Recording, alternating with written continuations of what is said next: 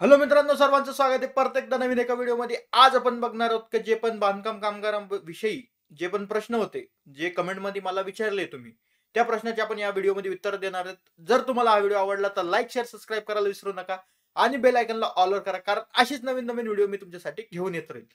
तर मित्रांनो, सगळ्यात पहिला प्रश्न जो विचारलेला आहे, तो आकाश आळिंग यांनी विचारलेला आहे. डिलिव्हरीची योजना कधी चालू होणार आहे? तर मित्रांनो, मी तुम्हाला सांगू इच्छितो की जो बांधकाम कामगार आहे, बांधकाम कामगारामध्ये जे डिलिव्हरीसाठी पैसे मिळत होते 15 आणि 20,000, ती स्कीम सध्या तात्पुरती बंद करण्यात आलेली आहे. H01 ची ती स्कीम सध्या जे मंडळ आहे, जे कामगार मंडळ आहे, त्यांनी सध्यापुरती बंद केलेली आहे. ती कधी चालू होईल ते अजून कामगार मंडळांनी काही सांगितलेलं नाहीये.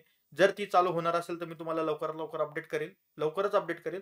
पण जेव्हा ते सांगेल आपल्याला की बांधकाम कामगाराची ही योजना चालू होणार आहे, तेव्हा मी तुम्हाला अपडेट करून टाकेल. तर मित्रांनो, दुसरा प्रश्न जो विचारलेला आहे आपल्याला, तो विचारलाय आत्माराम सदावर्ते यांनी. त्यांनी विचारलंय की जे जालन्यामध्ये जी स्कॉलरशिपची स्कीम आहे, ती 2 महिन्यापासून चेक नाही झालेली, त्यांना मंजुरीचे मेसेज नाही आलेले. व 12वी जे 12वीचा जो 50% अर्ज आहे, तो कमीत कमी 6 महिन्यापासून फॉर्म चेक नाही झालेला. तर मी त्यांना एवढंच सांगतो की जे काही जालना जिल्ह्यामध्ये चालू आहे की फ्रॉडपणे त्यांनी जे 2-2 लाखाचे क्लेम घेतले, त्यामुळे तिथं कमीत कमी 2-3 महिन्यापासून काम बंद आहे. ते काम जर चालू झालं, तर मी तुम्हाला अपडेट करेलच. पण तुम्ही एकदा तुमचं जे जवळचं जिल्हा ऑफिस आहे, जे BOC कामगार ऑफिस आहे, तिथं जाऊन एकदा विचारपूस करावी. कारण की जे कामगार ऑफिसमध्ये जे होतंय, की जिवंत म्हणजे माणसं जिवंत आहे, पण त्यांचे मृत्यूचे पैसे घेतले जात आहेत. तिथं जे 2-2 लाखाचे क्लेम आहे, तिथं जालना जिल्ह्यामध्ये घेण्यात आलेले कमीत कमी 100 ते 150 कोटीचा घोटाळा तिथं झालेला आहे. त्यामुळे तिथं तात्पुरती जी स्कीम्स आहे, ते चेक करणं बंद केलेलं आहे. तुम्ही स्वतः जाऊन तिथं चेक करू शकता.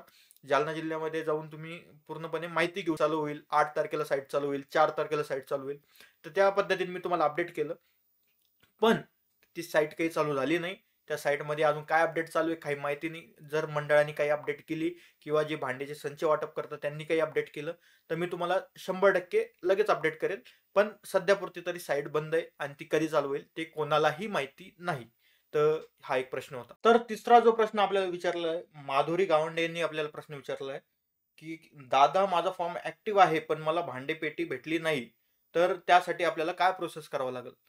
तर मी यांना सांगू इच्छितो, की जे पण तुम्ही भांडे आणि तुम्हाला पेटी भेटलेली नाही, त्याची जी साईट आहे, ती सध्या तरी बंद आहे.